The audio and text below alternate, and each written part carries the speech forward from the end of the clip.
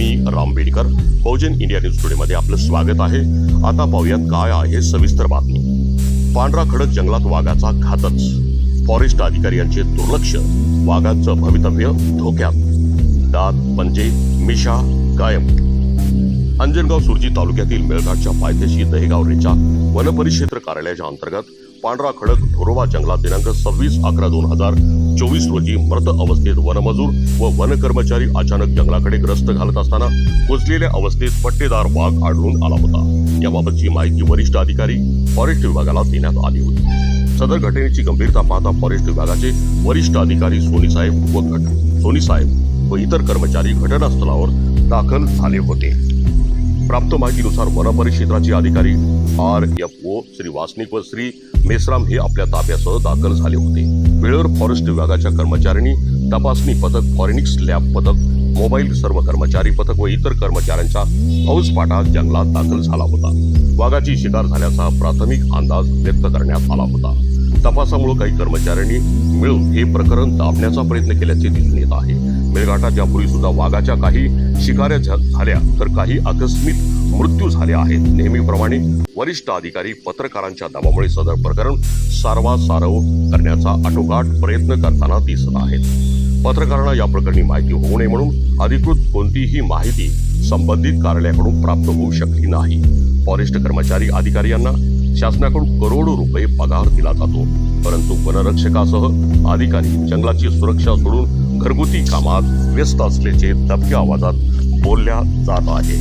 जंगलाची सुरक्षा वाऱ्यावर असल्याची माहिती अनेक वृत्तपत्रात प्रकाशित झाली होती। मेळघाटात आतापर्यंत अनेक वन्य प्राण्यांचा जीव गेला आहे, परंतु फॉरेस्ट विभागाच्या वरिष्ठ अधिकाऱ्याकडून सर्व ऑल इज वेल असे भासून शासनाच्या करोडो रुपये पगार घेऊन प्राण्यांचे संरक्षण हे वाऱ्यावर असल्याचे वन्यप्रेमींकडून बोलल्या जात आहे।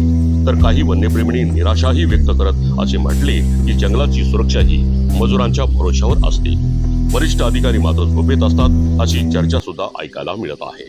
पांढरा खडक ढोरोबा जंगलात पडून असलेल्या मृत वाघ 8 दिवस RFO कर्मचारी व राऊंड ऑफिसर वनमजूर यांना का आढळून आला नाही किंवा हे कार्यरत जंगल कर्मचारी जंगलाकडे ग्रस्तीवर का गेले नाहीत असे अनेक गुंतागुंतीचे प्रश्न निर्माण झाले आहेत। फॉरेस्ट अधिकारी सर्वसामान्य नागरिकांपासून हे प्रकरण का लपवत आहेत असा प्रश्न वन्यप्रेमींनी केला आहे। जंगलाकडे वर्तुळ अधिकारी यांचे लक्ष नाही का? मुख्य वनरक्षक यांचा वचक RFO कर्मचाऱ्यावर नाही का? अशी चर्चा सुद्धा ऐकायला सध्या मिळत आहे। अपराध वाघाचा मृत्यू होणे हे दुर्दैवी बाब आहे। शिकाऱ्यांना काही कर्मचाऱ्याचे पाठबळ तर नाही ना, अशा शंका सुद्धा उपस्थित होत आहेत। जंगलामधून हजारो रुपयाची सागवान वृक्षतोड करून लाकूड चोरीला जाते। चोरट्या मार्गाने अनेक शिकारी जंगलात आत येतात, तरी हे कृत्य कोणाच्या आशीर्वादाने? आणखी किती वन्य प्राण्यांचा बळी जाणार? याला जबाबदार कोण?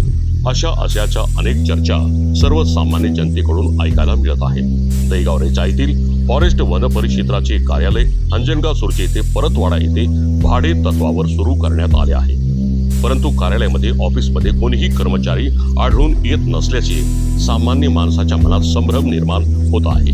वाघाच्या बळीनंतर आता संबंधित फॉरेस्ट विभागाकडून चौकशी सुरू आहे, परंतु याचा काही उपयोग होणार आहे का असाही प्रश्न निर्माण झाला आहे की निरपराध प्राण्याचा बळी शिकारीने झाला असावा असा संशय जरी दाट असला तरी वन वर्तुळ अधिकारी कर्मचारी करतात तरी काय?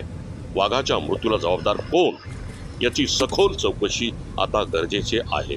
सदर प्रकरणी सर्व अधिकाऱ्यांना माहिती विचारण्याचा प्रयत्न केला असता याबाबतची अधिकृत माहिती देण्यास फॉरेस्ट कर्मचारी तयार नसल्याचे वाघाचा घातपात तर झाला नाही ना, असे मत वन्यप्रेमीकडून व्यक्त केले जात आहे। बहुजन इंडिया न्यूज टुडेसाठी मुख्य संपादक मनोज मेळे, राम बेडकर, मेळघाट।